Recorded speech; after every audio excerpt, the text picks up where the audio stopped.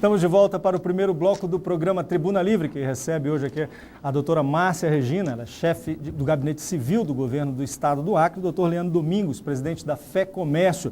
Boa noite, doutora Márcia, primeiras mulheres. Doutor Leandro. Boa noite, como vai, Arquivaldo? Como é que vai meus companheiros aqui, Leandro, Osmir, Narciso? É um prazer estar aqui nessa noite, podendo trazer mais informações sobre essa crise que nós estamos atravessando. Muito obrigado, é uma satisfação muito grande tê-la aqui, bem como Leandro Domingos. Boa noite. Muito obrigado pelo convite, é um prazer estar novamente aqui com você, segunda vez. E dizer que toda vez que eu venho para cá eu fico temeroso, sabe, Narciso? Ter que enfrentar esses intelectuais todos aqui num debate não é fácil. Mas de qualquer forma, eu e a doutora Márcia aqui vamos tentar nos sair bem. Enquanto você estiver cumprindo com as suas obrigações, não precisa ter medo. Então estarei tranquilo, muito tranquilo. Muito modesto. Antes de nós começarmos o nosso debate, eu vou pedir aos nossos convidados para nós vermos, licença, para nós vermos uma matéria junto com os nossos telespectadores sobre os fatos. É uma matéria recente, feita antes de ontem, e nós vamos vê-la agora. A dificuldade para sair do Acre hoje, através da BR-364, começa logo na travessia do Rio Madeira, na divisa com o estado de Rondônia. Devido à inundação do porto, as embarcações estão sendo obrigadas a enfrentar a correnteza para atracar em um porto improvisado bem mais acima. Antes a gente gastava a travessia de 15 a 20 minutos e agora de 2 horas a 2h30. O sacrifício do lado rondoniense é para chegar ao Acre com alimentação para abastecer o mercado local. O governo acreano mantém mais de 40 homens no trecho, ajudando os caminhoneiros a romperem os pontos críticos da BR-364. Hoje são 4 pontos de alagamentos iguais a este aqui, onde a estrada virou mar.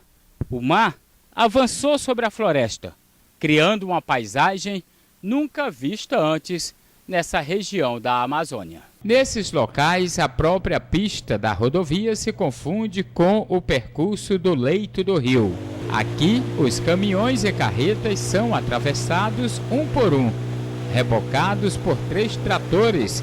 A operação é demorada e muito perigosa, devido à correnteza e à possibilidade de desbarrancamento da pista.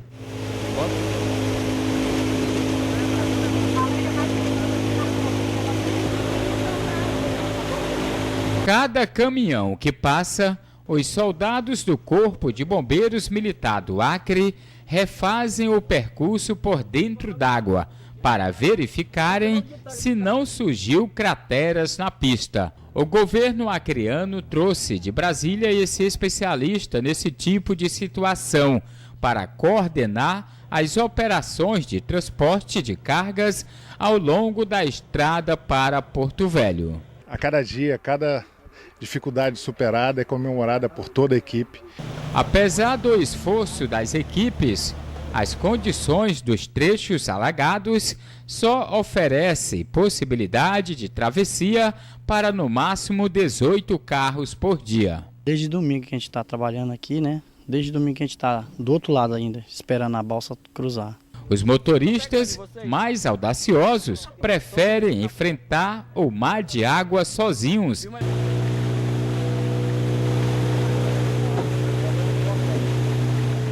As imagens das travessias são impressionantes. Nos últimos 3 dias, o rio tem dado um lento sinal de vazante, em torno de 5 centímetros a cada 24 horas. O Corpo de Bombeiros acredita que mesmo depois da vazante, ainda vai levar, no mínimo, mais 20 dias para a situação do transporte na estrada se normalizar. A prioridade foi passar todos esses caminhões, né? Esse é caminhão com produtos diversos. Em muitos supermercados, as prateleiras estão vazias. Itens importantes da cesta básica também desapareceram dos supermercados. A maior rede de supermercados do estado estabeleceu o limite de venda de 5 produtos, no máximo, para cada consumidor. Enquanto isso, os esforços continuam.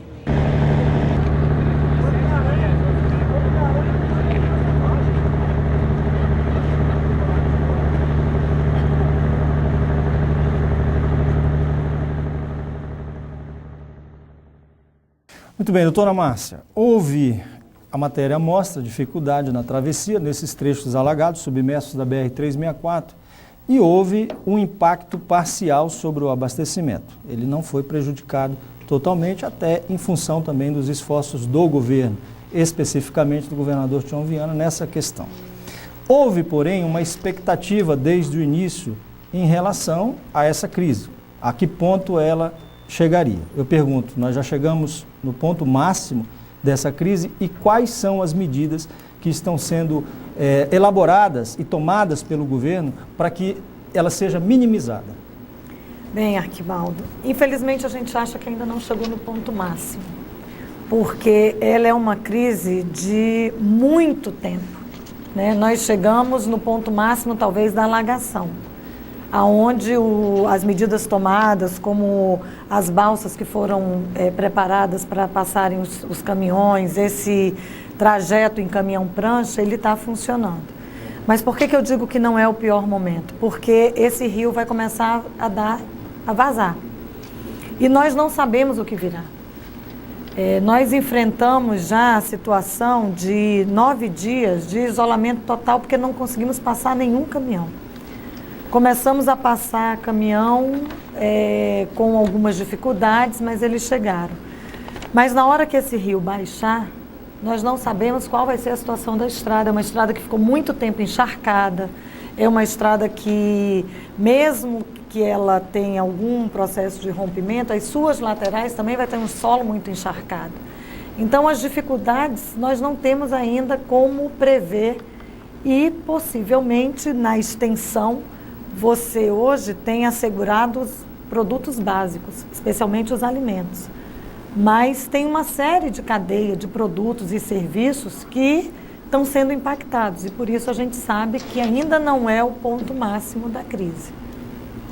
Doutor Leandro, qual hoje a situação do comércio, no geral, e qual a sua avaliação sobre as medidas adotadas pelo governador Tião Viana para contornar essa crise?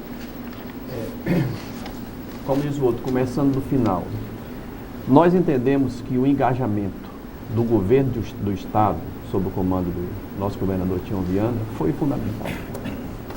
Se não tivesse havido uma tomada de atitude por parte do governo, a situação hoje seria extremamente grave.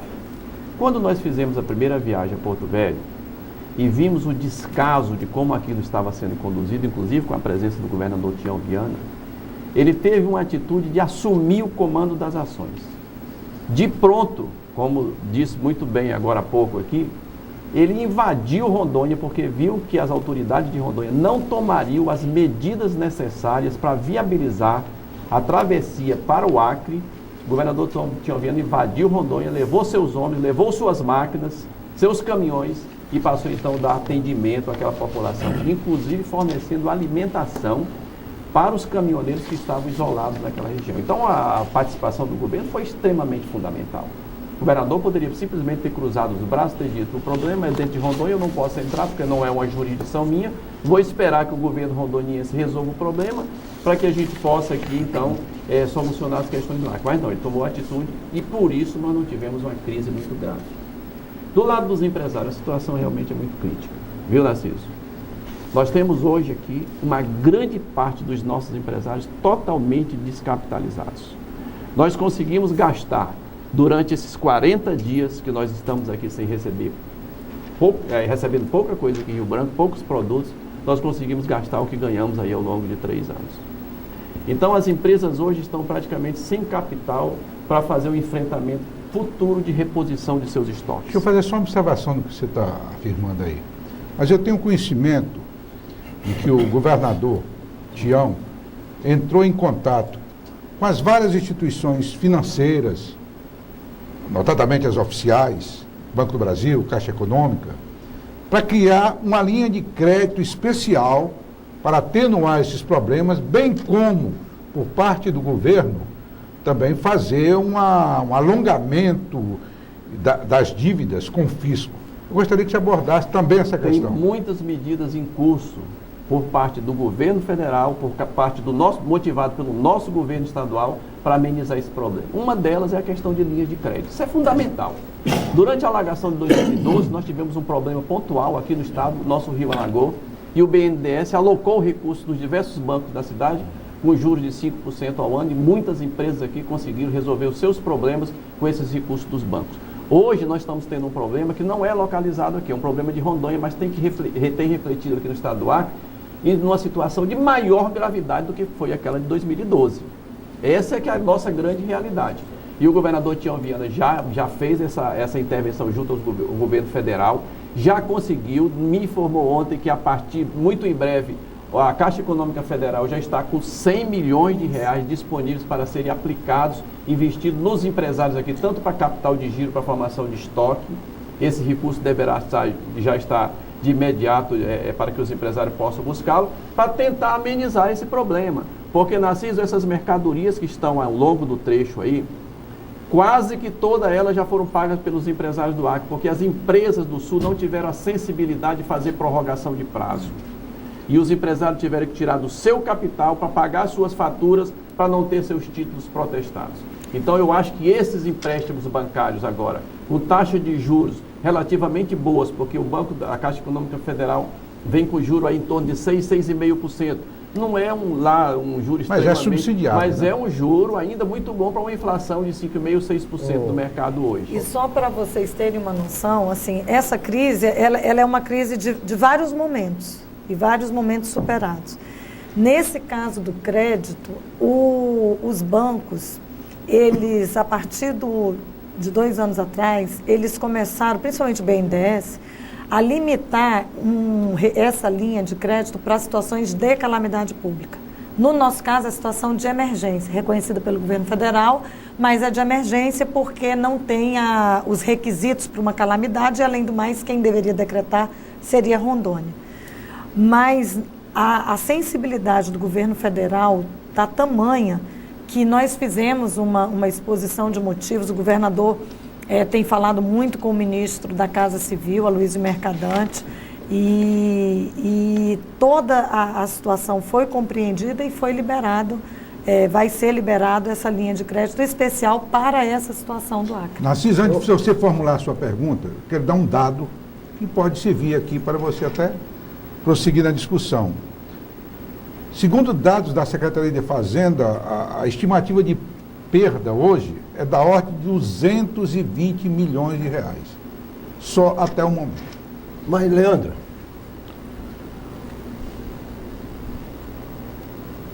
aconteceu uma catástrofe, né? Um fenômeno natural com uma consequente catástrofe, porque o isolamento do Estado pela sua única via de comunicação é um desastre em si mesmo. Eu não sou advogado do governador de Rondônia, mas vamos louvá-lo pelo menos ele ter permitido que o Acre fizesse uma invasão consentida, né? Isso. Ele consentiu. Não deixa de ser uma... Consentiu e agradeceu. E com relação à doutora Márcia, eu queria dizer, doutora Márcia, que eu acho que o pior já passou. E por que o pior já passou?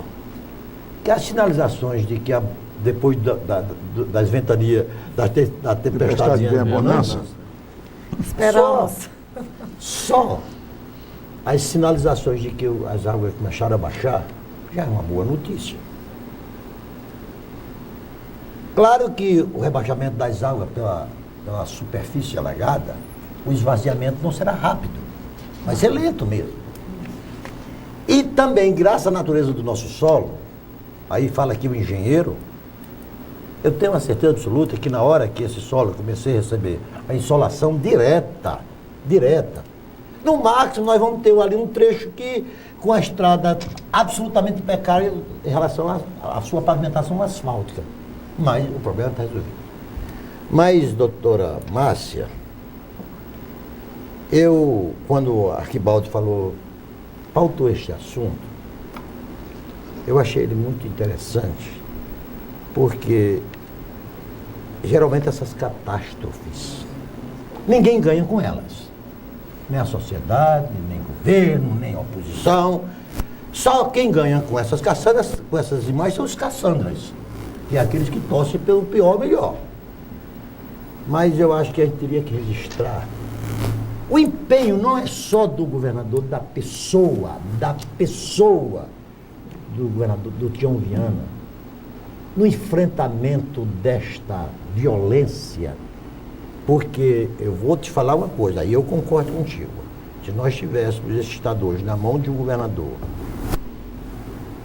relaxado, um banana, nós teríamos hoje uma situação absolutamente crítica. Incontrolável. E eu quero, apenas para encerrar, citar um exemplo, o abastecimento de combustível, que chegou-se a criar um pânico na cidade, quando na realidade aquele pânico foi introduzido, né, doutora Márcia? Que nunca faltou combustível. Apenas houve uma demanda muito grande para o estoque que não estava acostumado a ela. Então, eu quero aqui de pronto render minhas homenagens ao empenho. Quando eu digo do governador Tião Viana, logicamente, essa minha manifestação se estende também ao governo, porque uma andorinha só não faz verão. Mas, Narciso, a questão do combustível, aquela falta momentânea, ela foi provocada. Porque as pessoas nem sempre vão num posto de gasolina e tanqueiam. Tanqueiam, exatamente. Coloca 20 litros, ou estocam ainda, que é mais grave. Osmi Lima, quando ele chega no tanque de gasolina, ele está 20 litros de gasolina. Quando se prenunciou a falta de combustível, todo mundo correu para os postos e começou a abarrotar o tanque de combustível. Eu botei 30. Por isso faltou. Agora, viu, doutora Márcia, eu devo tranquilizar os empresários, quando a gente fala assim, o problema vai perdurar por muito tempo, eu acho que não vai resolver rápido, não. Primeiro que a recuperação das empresas vai ser lenta. Nós, do setor de automóveis, por exemplo, todos os carros que nós deixamos de comprar de fevereiro para cá são perdidos, nós não vamos comprar mais. Porque nós temos um planejamento de compra na fábrica. Passado aquele prazo, tu vai comprar o que está programado para o mês de abril, de maio, de junho. Mas de fevereiro e março você não compra mais, perdeu, passou para outras revendas. Questão da rodovia, eu conversei com as autoridades lá de Rondônia, o pessoal do DENIT, o diretor da Polícia Rodoviária Federal, que está lá em cima também 24 horas acompanhando, ele já tem um planejamento. Quando esse rio baixar, quando as águas começarem a baixar, eles já vão começar a fazer aquela operação de recuperação parcial da pista. Ele falou, nós não queremos deixar de dar trafegabilidade em nenhum minuto. Exatamente. Nós vamos fazer uma operação rápida para dar passagem. Você sabe que você é engenheiro, já trabalhou muito em estrada e sabe que isso é possível. Mesmo em situação precária, dá para dar trafegabilidade. E eles vão fazer isso. E depois, então, é que eles virão atrás fazendo a recuperação da via como se deve, levantando o leito, porque eeles estão mapeando tudo isso. Então, nós podemos ficar tranquilos, os nossos empresários, que essa rodovia vai funcionar durante todo o período de recuperação. Ela não vai faltar. Isso é promessa das autoridades federais. E o governador Tião Viana, o senador Jorge Viana, já negociaram, inclusive, isso com o diretor-geral do DENIT em Brasília, para que houvesse uma atuação imediata. E temos também um compromisso das duas hidrelétricas. Giral e Santo Antônio, a sua diretoria já se comprometeu também de um trabalho social, ajudar na recuperação, ou talvez até fazer a recuperação dessa rodovia. Então, isso vai nos deixar relativamente tranquilos. Agora, essa crise vai demorar, pode ter certeza. As consequências dela. As consequências dela vai demorar, as empresas vão demorar a se recuperar. Para você ter uma ideia, você estava falando de prejuízo, o governo do Estado tem um funcionamento. Nós fizemos um levantamento de parte do mês de fevereiro, a Federação entregou um documento para o governador. Nós pegamos parte do mês de fevereiro, porque em torno do dia 20, 19 e 20, a gente ainda estava recebendo mercadorias aqui. A rodovia ainda estava dando trafegabilidade. Dali para cá foi que teve problema, que não entrou mais quase nada. Nós fizemos um levantamento nos órgãos públicos, aqui inclusive Secretaria da Fazenda, e constatamos que neste período, de 20 de fevereiro a mais ou menos o final do mês de março, entraram no estado do Acre apenas 23% do volume de mercadoria que usualmente entra. Só 23%? 23%. 77% de mercadoria deixou de entrar. Aí, se você for comparar isso com os caminhões, para que a população só visualize o que representa os 23%, a gente, em dezembro, entraram no mês de dezembro 7.700 caminhões no estado. Mês de Natal, muita compra.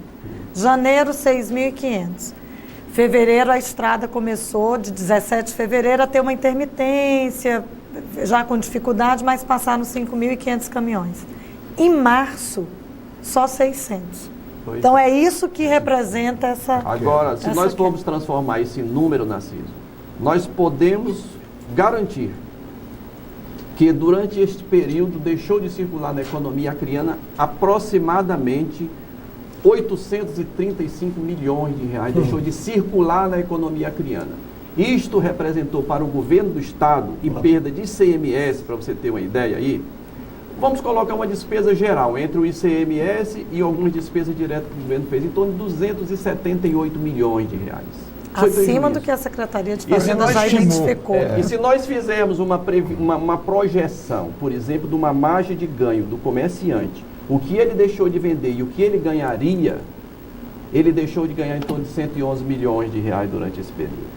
Então, para uma economia que nem a nossa, para um estado pequeno como o nosso, isso é muita coisa, Muito, sem dúvida. O setor de automóvel, eu mexo com isso. Nós estamos há 40 dias que não recebemos um carro na nossa concessionária. Nenhum carro. Mas as despesas continuam fluindo como sempre. Nós estamos gastando direto para manter quadro de pessoal, despesas correntes, tudo mais. Então, meu amigo, esta recuperação vai ser muito lenta. Nós vamos ter que adiar investimento que estávamos pensando, não é só a nossa empresa, muitas outras, até que elas se recuperem para poder voltar a investir no seu próprio negócio. Aí que vem que os financiamentos bancários são importantes para ajudar uma economia como a nossa neste momento. E quando eu falo do momento crítico, Narciso, é porque nós ainda estamos na luta para manter, para fazer os alimentos e aqueles gêneros de primeira necessidade, como medicamentos também, como combustível, o gás chegar. Então, assim, nós, mesmo o Rio dando sinal de vazante, ainda não tem a plenitude da estrada. Então, é uma operação de guerra, não tem nenhuma regularidade. Porque, por exemplo, hoje, desde segunda-feira, nós passamos 18 caminhões. Foi uma vitória.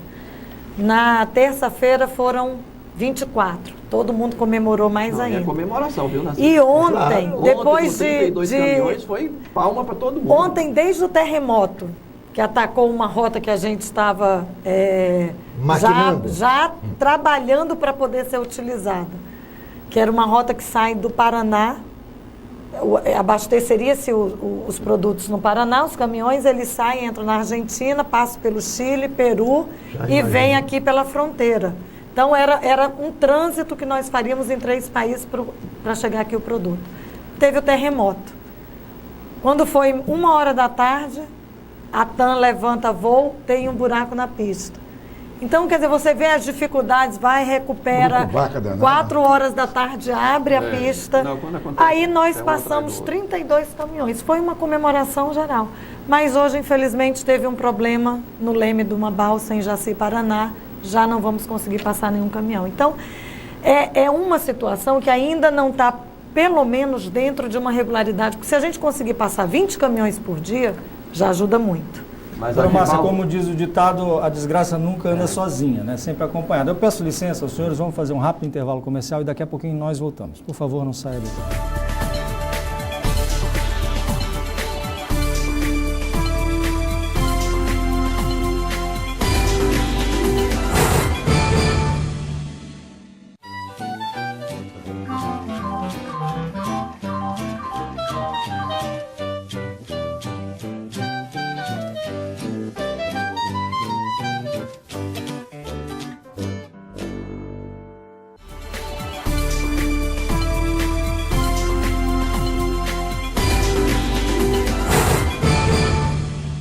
Estamos de volta para o segundo bloco do programa Tribuna Livre, que recebe hoje aqui o presidente da FEComércio, doutor Leandro Domingos, e a chefe do Gabinete Civil do Governo do Estado do Acre, doutora Márcia Regina. Nós estamos debatendo junto com eles a crise do abastecimento no Estado do Acre. Osmir Lima começa este bloco fazendo um questionamento.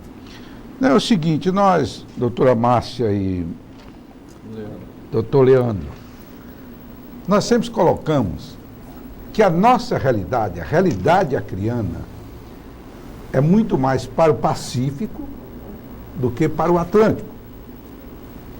Que esse é o nosso futuro, não é isso? A geografia nos impôs isso. Ora, o nosso governo, o governo do Acre, ele construiu, com o apoio do governo federal, a nossa interoceânica, ligando ao Peru. Ora, isso é que eu queria saber dos dois, que é o lado do comércio, que é o lado do governo, quais as dificuldades que nós estamos tendo para fazer a importação do Peru, notadamente do Peru, quando nós sabemos que lá tem cimento, tem frutas, tem trigo, tem verduras, tem outros produtos que nós não produzimos aqui, mas é bom ressaltar que nós produzimos muita coisa aqui, ao contrário do que dizem, mas tem vários, em todos os países, o caso é do mesmo. Quais os impedimentos de a gente não estar fazendo essa importação? Osmir, deixa eu só acrescentar que você disse que o que tinha no Peru e tem fundamentalmente um país em plena expansão, que isso é muito importante. Sim, sem dúvida, sem dúvida. Na verdade, assim, já há um relacionamento comercial com o Peru, né? E graças a isso a gente está nesse momento podendo utilizar alguns importadores para trazer determinados produtos, como cimento, hortifruti grangeiros. Mas a burocracia de um processo de importação, acho que é o maior dificultador, porque nós estamos numa fronteira nova e que da dificuldade de fixar servidores federais nessa fronteira, até o processo mesmo de você buscar autorização nas várias esferas, tanto no Peru quanto aqui, ele acaba atrapalhando. O que eu vou exemplificar com isso? Nessa crise, a gente precisa... O Peru é onde tem um dos melhores trigos do mundo. Né? A exemplo do Canadá, ele produz um trigo muito bom. E nós tínhamos autorização de uma empresa para importar o trigo. Então, vamos importar o trigo, que é um produto que nós utilizamos muito base alimentar. Mas, para eu utilizar o trigo, eu tenho que, quando chega na fronteira, esse trigo tem que ser aprovado, tem que ter uma análise laboratorial do Ministério da Agricultura para ele poder receber a aprovação e ingressar no país. Quem trabalha com prazo, com comércio, cada demora de produto que ingressa é dinheiro parado. Eu não tenho normalmente o fiscal que autoriza ou que que tem a competência para poder fazer o ingresso dessa mercadoria. Hoje, na situação que nós estamos vivendo, o governador conseguiu, através do Ministério da Agricultura, autorizações específicas. Então, nós fizemos uma primeira amostra desse trigo e, a partir de agora, não vai haver essa burocracia para que esse trigo ingresse no país. Mas por conta da situação de emergência. Nós estamos com 2 classificadores, que eles chamam, que são as pessoas que fazem análise de fruta, de cimento, tudo, na fronteira ajudando. A Receita só tem um horário para parametrizar as notas fiscais, de lá e daqui, que é de 8 da manhã às 10 da manhã, numa situação normal. Então, se a mercadoria não entrar naquele horário, ela demora mais um dia para entrar. Como nós estamos vivendo a situação de emergência, a Receita nos abriu 5 horários. Se fosse uma situação normal, por que não funcionar com os 5 horários? Por que não ter já um processo mais rápido? Então, assim, o que eu vejo é que o país realmente adota, no processo de importação, uma burocracia muito grande. E isso talvez tenha até desestimulado os empresários que, no passado, fizeram um processo de importação, de permanecer. Hoje nós estamos num esforço grande, governo e empresariado, para que isso se restabeleça. Agora estão entrando 26 toneladas de hortifruti grangeiros, está entrando trigo, já entrou cimento. O governador tem incentivado que os empresários busquem isso, principalmente para a construção civil, porque estava muito pujante, nós estamos com muitas obras, né, e isso não pode ter uma interrupção. Mas eu vejo, do ponto de vista do governo, a burocracia federal realmente no processo de importação, ela desestimula. Doutora Márcia, e isso que a senhora acaba de fazer um relato absolutamente verdadeiro e real, e o Leandro também sabe disso, isso é um dos componentes mais altos do custo do Brasil, né? A burocracia infernal, que este país parece que não sabe. Osmir, a burocracia desse país deu mais até a seguinte piada. Um governo aí foi criado o Ministério da Desburocratização. Até o Hélio Beltrão foi o primeiro-ministro, né? Aí... De memória só ficou o nome. Não escuta. Uma palavra vale mais que olha que piada interessante. Aí, 5 anos depois que o Ministério já tinha sido extinto, ele foi dar uma entrevista e perguntaram: deputado, ministro, o que restou do Ministério da desburocratização. Ele disse, não restou nada. Porque eu tinha acabado com o reconhecimento de firma e voltou. Mas, presidente... Esse país, doutora Márcia, esse país parece... Agora, independente do partido que esteja no poder, parece que é uma vocação burocrática. Mas aí também, Narciso, não tem um protecionismo exagerado do Brasil, parte do Brasil, presidente? Eu acho que tem, mas até corroborando o que a doutora Márcia falou, é assim, eu acho que nessa relação nossa com o Peru, estão faltando também normativos mais claros que não tem, sabe, Narciso? Por parte de lá ou de cá? Tanto por parte de lá quanto do parte de cá. Por isso que gera essa burocracia e esse desentendimento. Aqui diz que é assim, o outro lado diz que não é assim, é assado. E a coisa termina acontecendo. De outro lado, a falta de estrutura nas nossas alfândegas.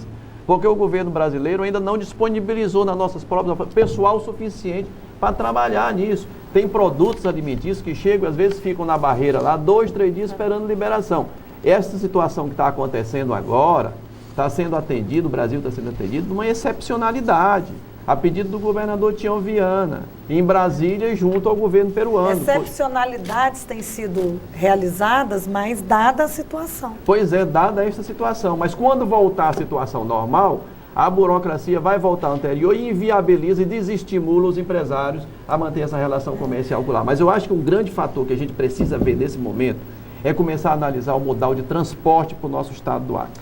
Nós agora sofremos na pele. Eu acho que essa questão do Peru tem que ser trabalhada. Essa alternativa de transporte rodoviário via Argentina, embora mais demorado, que deve demorar em torno de 8, 9 dias para chegar aqui, mas é uma alternativa de transporte.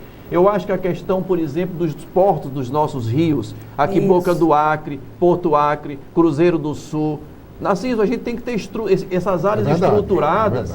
Porque nós temos pelo menos 3, 4 meses no ano que nós podemos usar a via fluvial para os nossos transportes. E numa situação de emergência dessa, a gente tem uma estrutura mínima lá para nos atender. Hoje a doutora Márcia sabe, a grande dificuldade que nós estamos enfrentando é para fazer o aportamento nos portos, porque não existe, estão tudo improvisados, não tem condição de desembarcar, desembarca em situação precária. A própria rodovia de Boca do Acre para cá, no trecho do Amazonas, se você ver, é uma situação lastimável. A parte do Acre está toda asfaltada, a parte do Amazonas está abandonado. Você vê caminhões que estão vindo de lá, que passa essa dificuldade imensa para chegar lá via fluvial, de Boca do Acre para Rio Branco, os caminhões passam com lama já no limite da carga. Quer dizer, isso é inconcebível. A nossa Amazônia precisa ser olhada. Nós só somos exigidos, mas não somos beneficiados no que deveríamos ser. Essa que é a grande realidade nossa, sabe? Mesmo o Cruzeiro, que tinha uma estrutura fluvial boa, né, dada a situação de isolamento da BR, quando a BR-364 começou a dar trânsito a partir de 2011, eles hoje não têm, muita gente se desfez de balsa e tudo, então até mesmo lá eles estão numa situação de dependência do que vem via pela estrada, até porque o custo diminuiu para o consumidor. Mas, então, pensar eu sou mais audacioso, viu? Eu sou mais audacioso. Nós temos que pensar na ferrovia também. Rondônia já está trabalhando isso. Para a extensão da ferrovia transcontinental para vir até Rondônia. Por que nós não podemos pensar também em Pucallpa, ligar essa ferrovia a Pucallpa passando pelo Acre? Claro que não vai ser para a nossa geração, mas quem sabe daqui a 10, 15, 20 anos, Narciso, ser uma alternativa de transporte para integrar esse país, como deveria ser já há muito tempo. Porque nós vivemos numa situação aqui... Mas se for para 20 anos, a nossa geração ainda pode alcançar. Para você ter uma ideia das dificuldades de fronteira, a Receita Federal fez um concurso para 6 vagas na área para trabalhar na alfândega de Assis Brasil. Ninguém se inscreveu. Então, a dificuldade primeira era ter vagas, era ter um concurso que pudesse contemplar vagas em Assis Brasil. O governador conseguiu fazer com que no concurso da Receita tivesse essas vagas. Foi uma luta que ele vinha desde a época que estava no Senado. Mas, infelizmente, o concurso foi realizado e não tem ninguém. Então, todas essas dificuldades, as relações internacionais, elas funcionam muito em acordos bilaterais. E, realmente, os nossos acordos com o Peru, eles precisam ser mais específicos no relacionamento comercial para que a gente não tenha tanta burocracia. Mas eu acho, Leandro, que diz que a desgraça acaba servindo para alguma coisa. Sim, né? Ela não é um mal em si mesma. Talvez esse episódio, eu estou há 42 anos morando no Acre. Eu não tenho notícia de nada igual o que aconteceu esse ano. Situação semelhante, é verdade. De inundação. Então, quem sabe que esse episódio tenha nos despertado para essas outras alternativas. Há um ditado nordestino que é absolutamente sábio, que o uso do cachimbo deixa a boca torta. A doutora Márcia acaba de dar um exemplo aqui categórico disto. Cruzeiro do Sul, quando não podia contar de forma nenhuma com a BR-64, ela se especializou no seu modal fluvial. Exatamente. E funcionou quantos anos? Abriu a alternativa daqui até 2011. Esqueceu daquele. Aí esqueceu daquele. Então, eu acho que essa oportunidade e essa descoberta que a gente, nós acreanos, entendermos que nós estamos a 1.500 quilômetros do Pacífico, é mais conveniente nos atermos ao Pacífico do que nós estamos a 4.000 quilômetros do Atlântico. Claro. Então, essa que é a lógica que agora que nós temos, eu não, que eu já estou... Você já estava bem já bem usado, né, Almir? Bem vencido. Então, mas eu acho que essa é a lógica que tem que prevalecer, porque esse fenômeno talvez não volte mais a se repetir mais nunca. Ou seja, como o cometa de Halley, volte a se repetir daqui a 70, 80 anos. Mas foi um aviso. Se preparem, porque quem só tem uma alternativa não tem nenhum. Ô Narciso, e nós não podemos, nem governo, nem iniciativa privada, perder de vista isso. E nos planejamentos futuros, a gente incluir nas políticas de desenvolvimento da nossa região essas situações. E para o governo federal precisa olhar para o Acre com um olhar diferente e de uma forma diferenciada também. Porque nós estamos aqui numa situação, Narciso, numa ponta, que agora que nós abrimos essa saída para cá, quando na verdade a gente tem que ter as veias abertas para dentro do nosso país. E nós não temos. Nós temos dificuldade aqui de transporte aéreo, Narciso. Se você for comprar uma passagem hoje para sair do Acre, amanhã você não consegue. Mesmo você pagando o olho da cara. Entendeu? Então, a gente tem que ter um tratamento diferenciado. Eu, nesse aspecto, vou discordar um pouco de ti, porque eu acho que o governo federal tem esse olhar diferenciado, sim, para o Acre. Se não fosse assim, a gente não teria conseguido fazer essa estrada para o Pacífico, essa alternativa para o Pacífico. Agora, acho que assim, ainda tem muito a avançar na questão de você conseguir, talvez, priorizar essa relação fronteiriça regional. E aí, talvez, olhar também para a Bolívia, para Peru e entender que o crescimento, o desenvolvimento, ele não pode ser só do Brasil. Acho que o presidente Lula, quando foi o maior incentivador dessa interoceânica, isso ficou muito claro na ação do governo federal.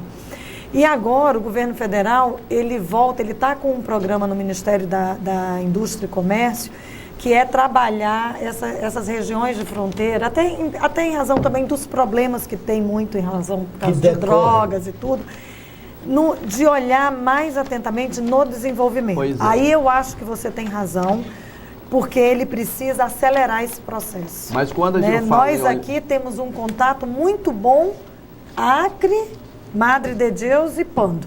Nós, regional.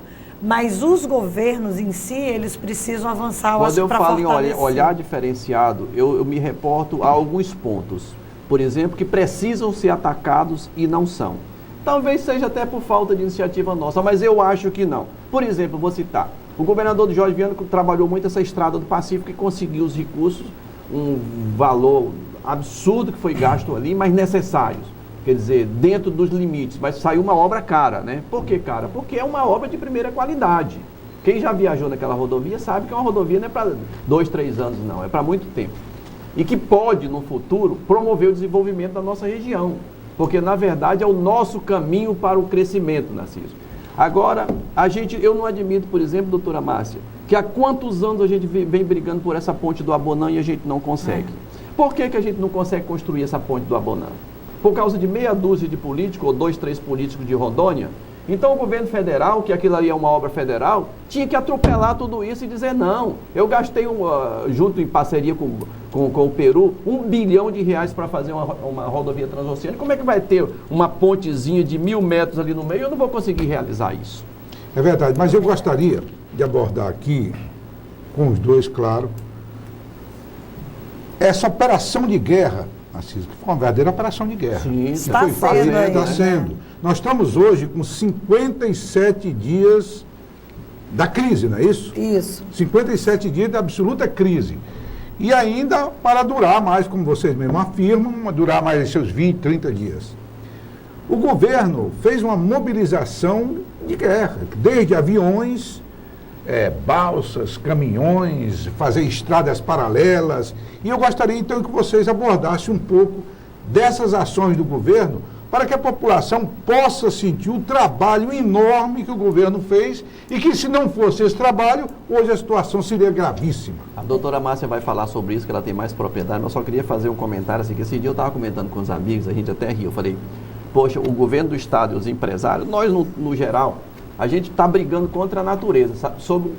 Brigando com o evento natural, e a natureza está nos vencendo, porque o trabalho que foi feito ao longo dessa BR, Narciso, o pessoal trabalhando 24 horas, máquina, faz ponto aqui, a água vem e leva, faz isso, não dá certo, cava um buraco aqui a terra, e a água passando, e a água levando.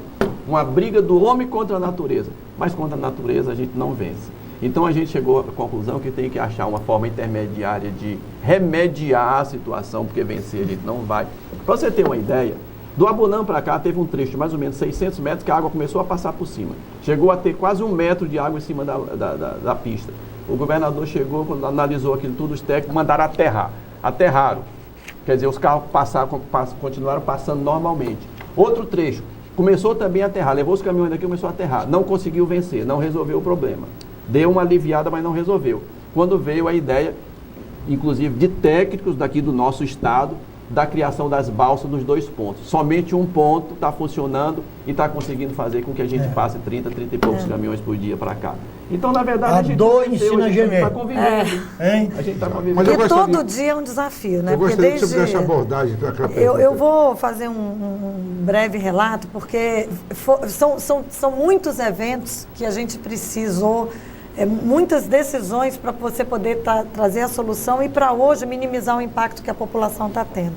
Mas desde o início, quando se chegou a informação de que o rio poderia chegar a 19,13 metros, e ele hoje já está 19,61, já chegou até mais, a preocupação primeira do governador, foi chamar o setor, né, através das suas federações, a CIS, a Federação do Comércio, para saber como estava o quê?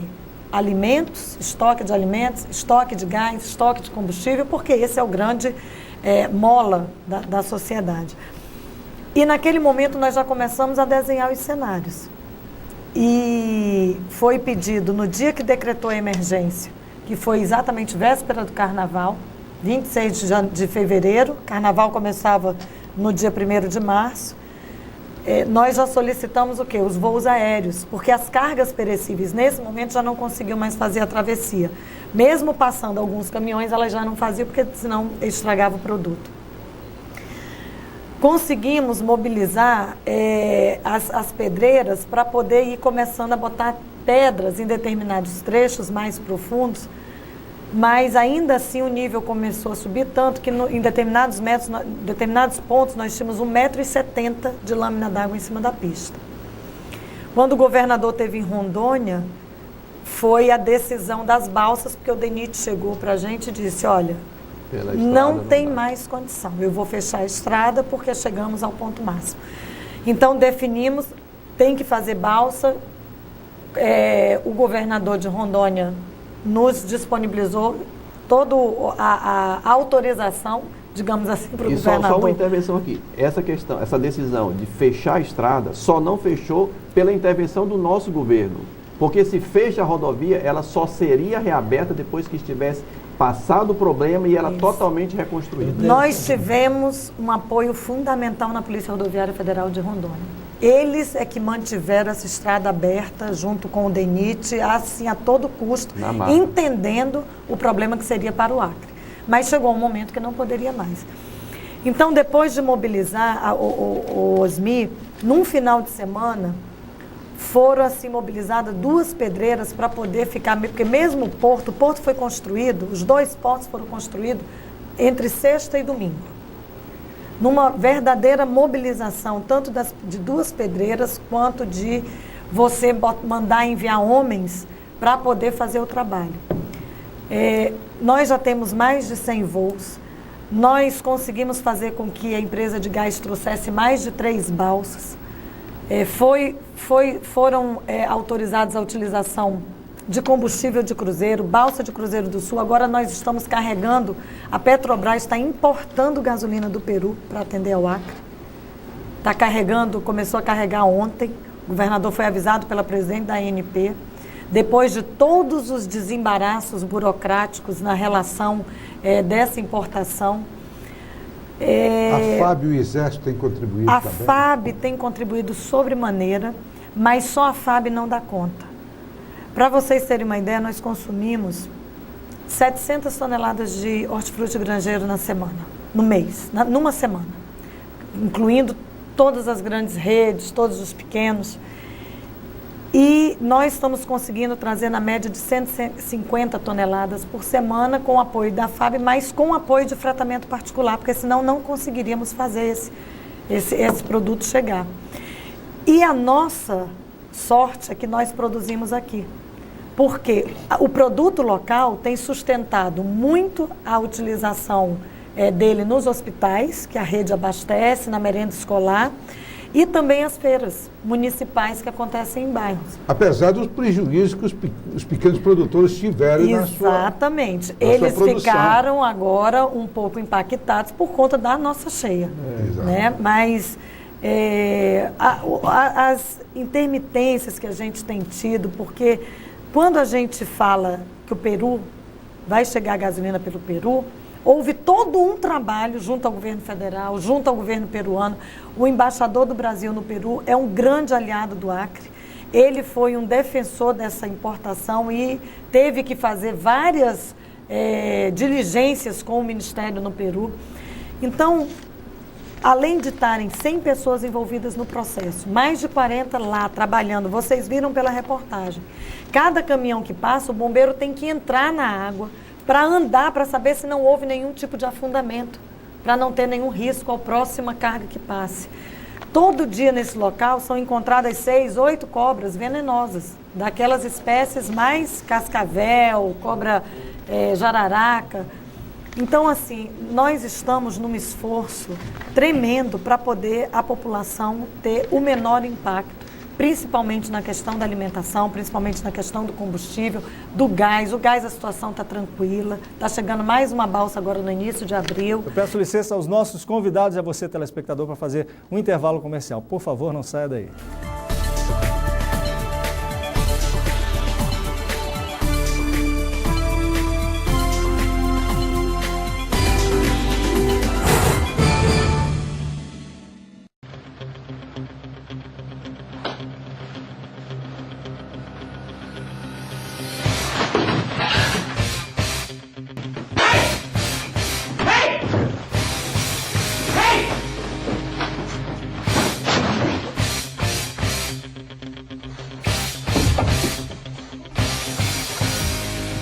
Essa turma não treina na Mais Academia.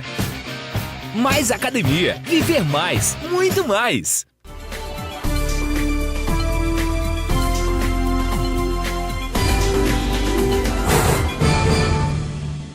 Estamos de volta para o terceiro e último bloco do programa Tribuna Livre, que debate hoje aqui a crise do abastecimento no estado do Acre. Nós estamos recebendo aqui a doutora Márcia Regina, chefe do Gabinete Civil do Governo do Estado do Acre, e o doutor Leandro Domingos, presidente da FEComércio do Estado. Como eu não fiz nenhuma pergunta no bloco anterior, vou fazer duas neste. Não foi nenhuma, não. E para garantir que possa fazê-las, eu vou fazer encadeado.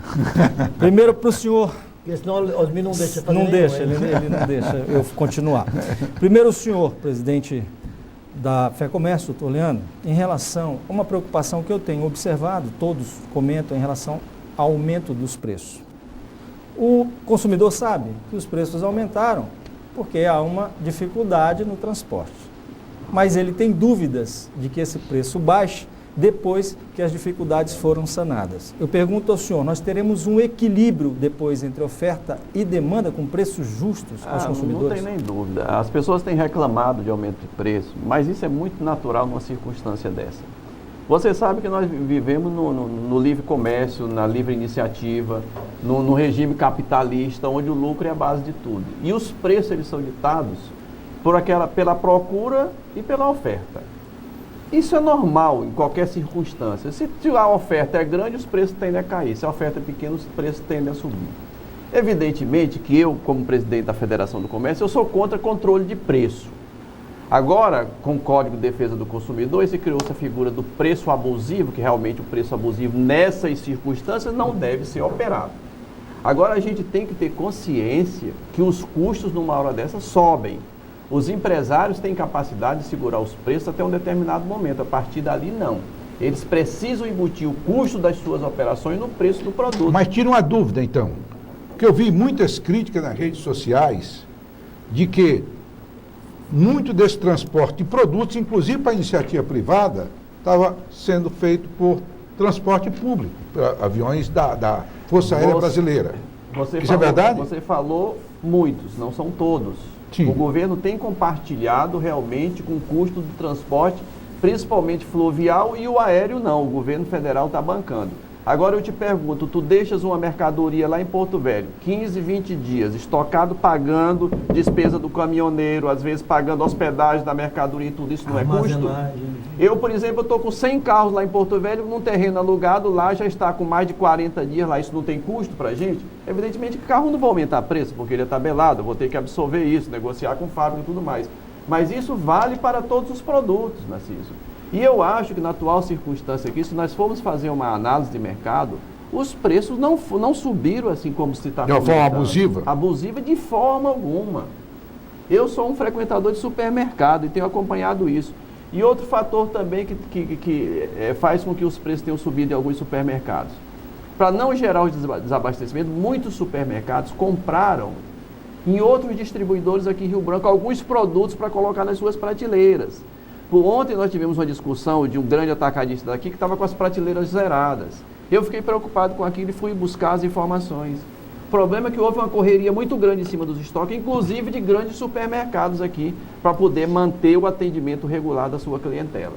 Então isso é muito natural. E também, Osmir, nós disponibilizamos para todos que queiram procurar, buscar o governo na sala de situação. Existe uma sala de situação no Corpo de Bombeiros, que a Defesa Civil instalou lá pessoas para estar monitorando, para poder estar trabalhando essa crise.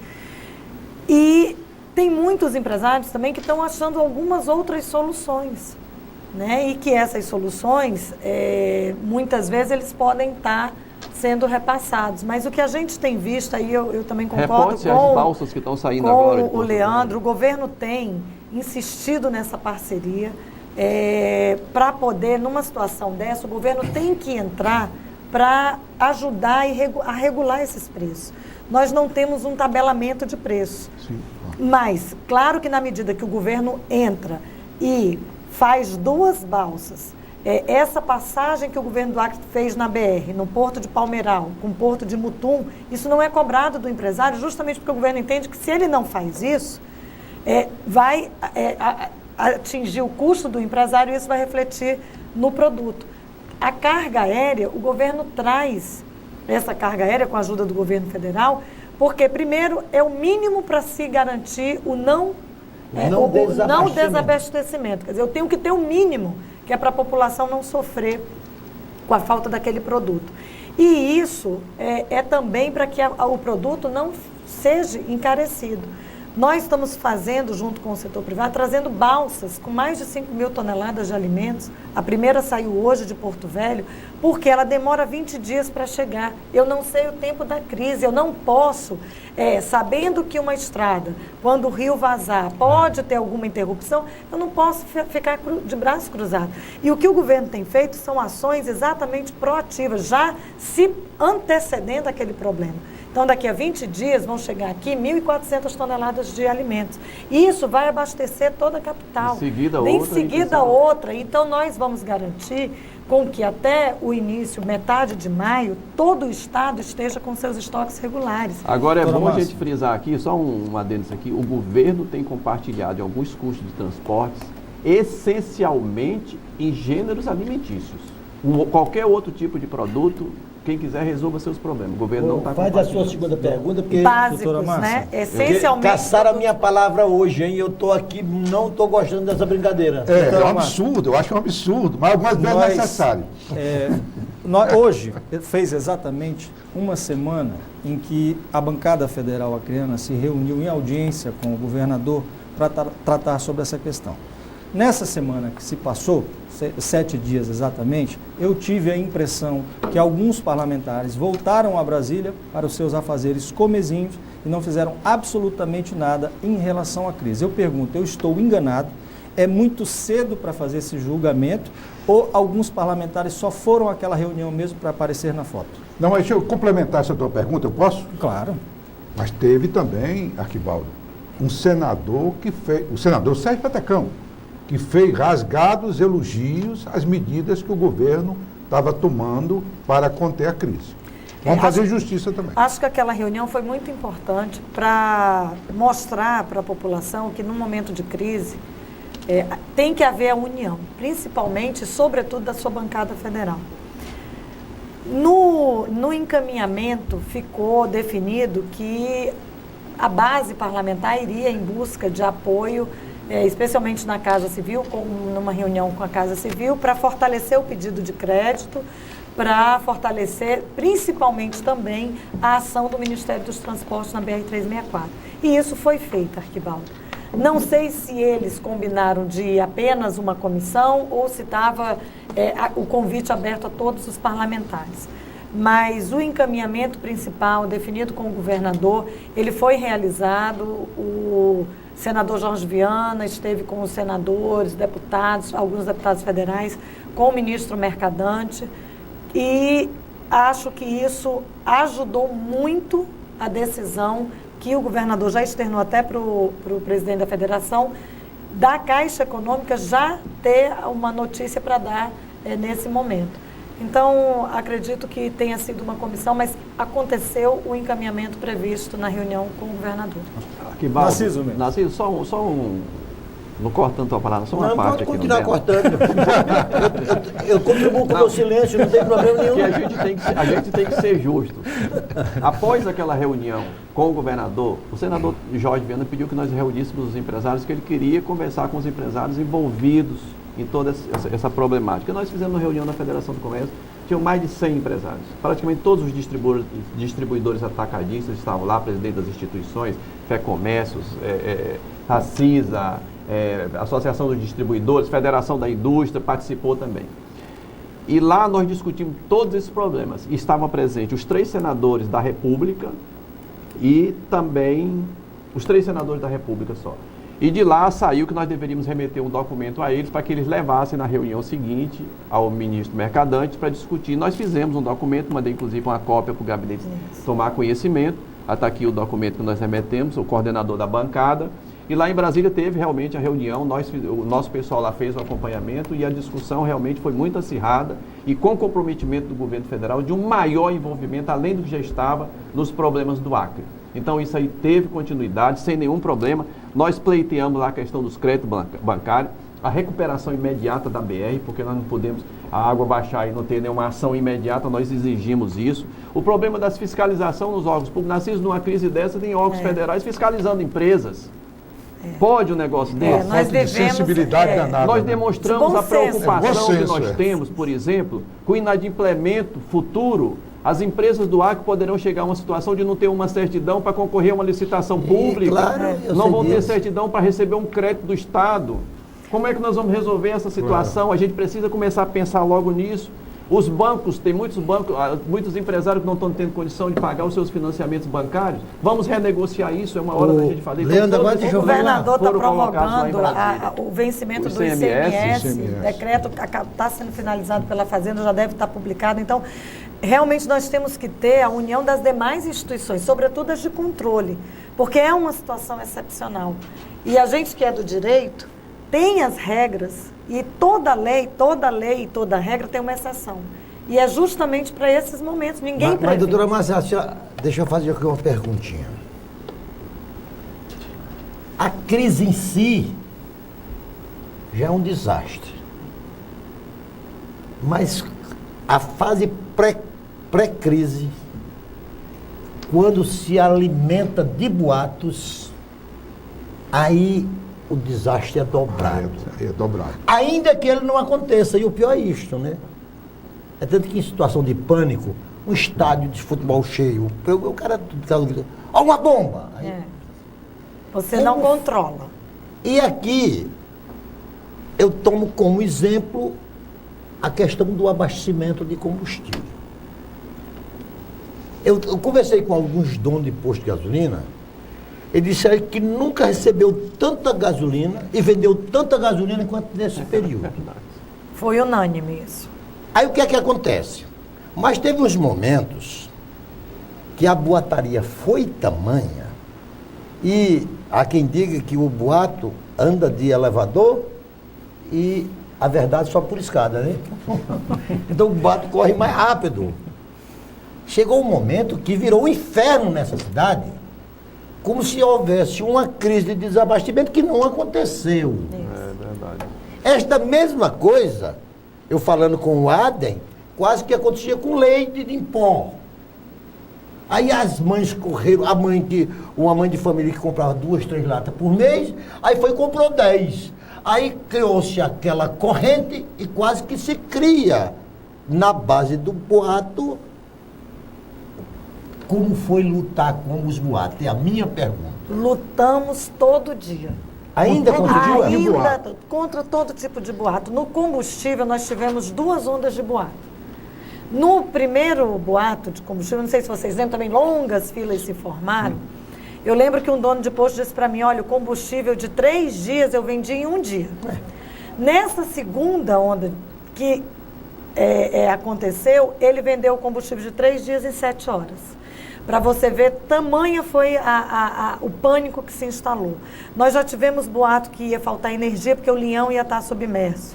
Nós tivemos que pedir à Eletrobras que pusesse uma nota pública para afirmar que aquilo não era verdadeiro.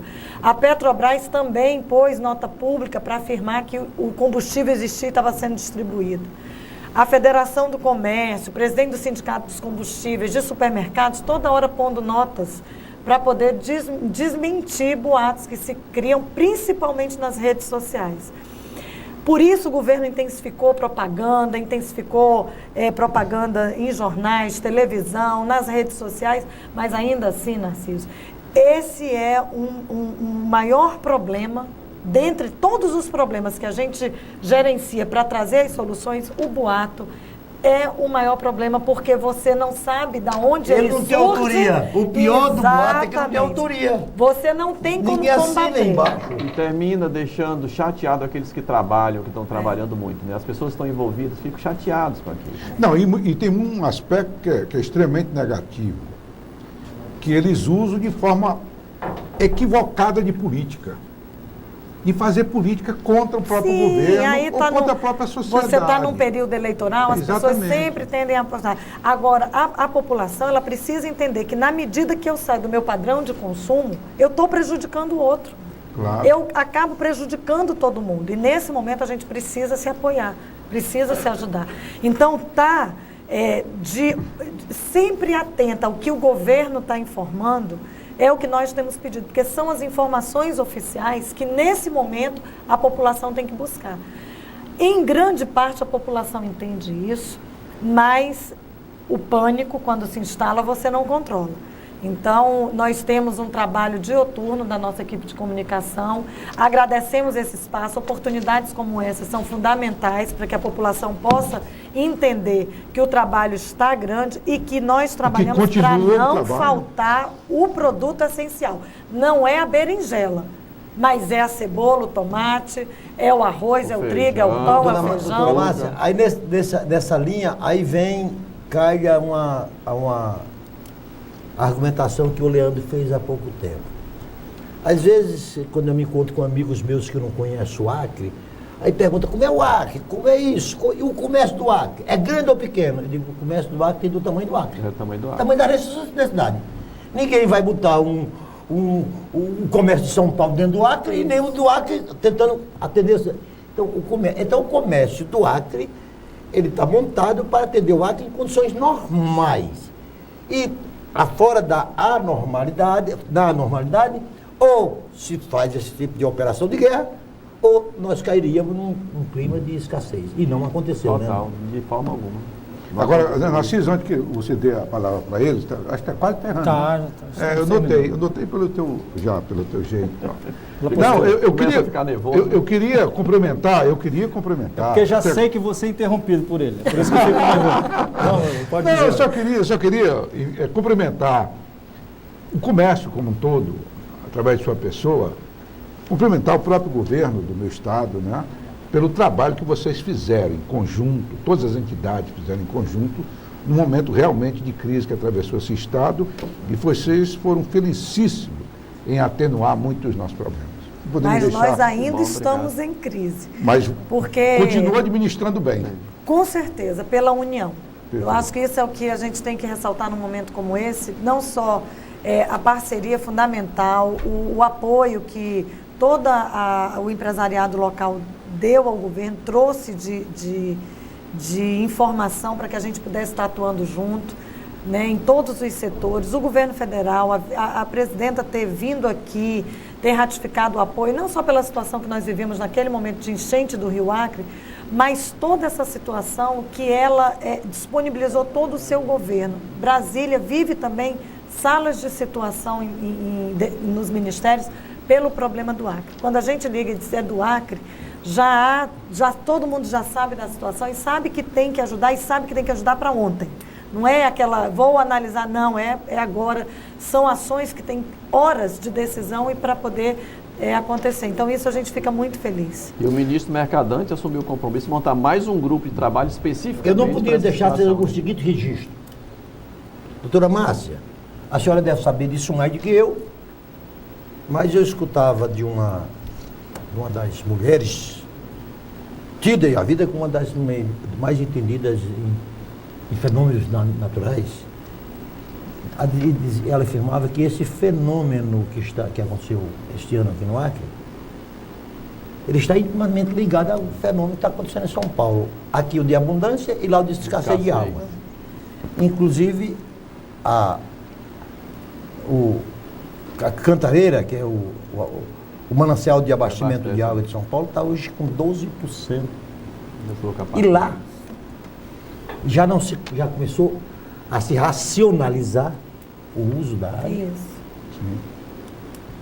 E se não der certo, racionar, porque são duas coisas.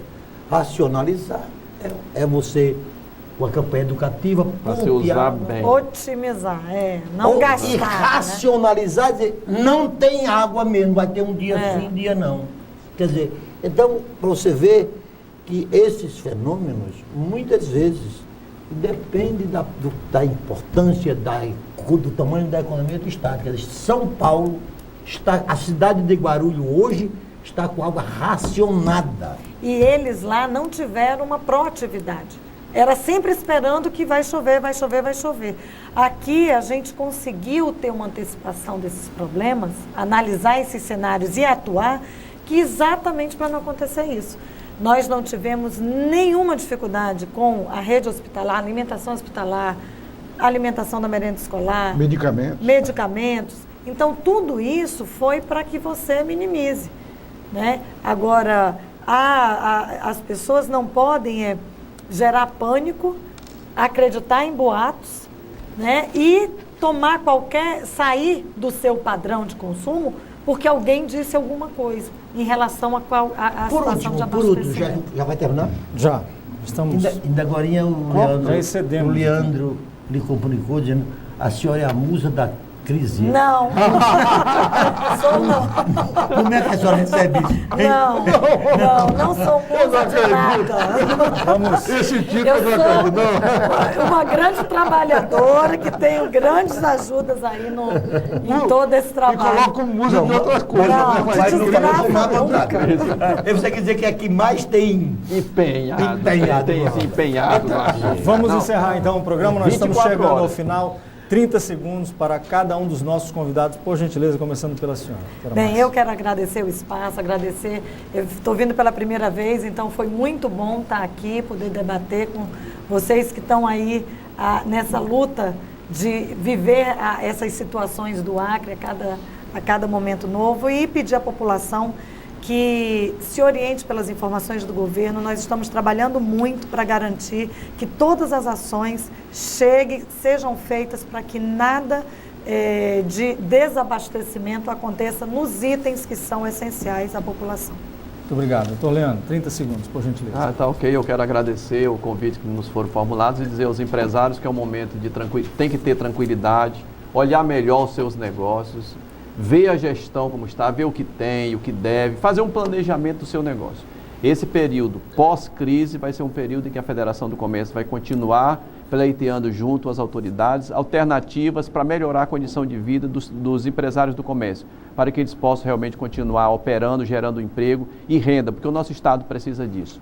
O Estado vive do trabalho das empresas e essas empresas precisam ser apoiadas nesse momento tão difícil. Muito obrigado. Em nome da produção do programa, eu agradeço aqui a vinda da doutora Márcia Regina, chefe do gabinete do governo do Estado, ao doutor Leandro Domingos, presidente da FEComércio. Muito obrigado aos nossos debatedores, Narciso Mendes e Osmir Lima, mas principalmente a você que nos acompanha todas as sextas-feiras aqui pela TV Rio Branco, canal 8, a partir de 8h10 da noite. Na semana que vem estaremos de volta com mais um tema do Tribuna Livre. Eu conto com a sua audiência. Até lá.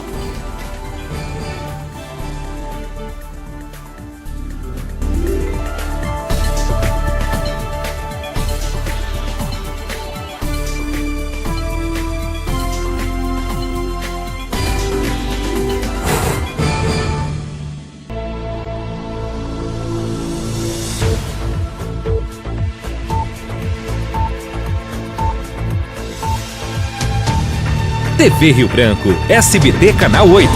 A TV que você vê.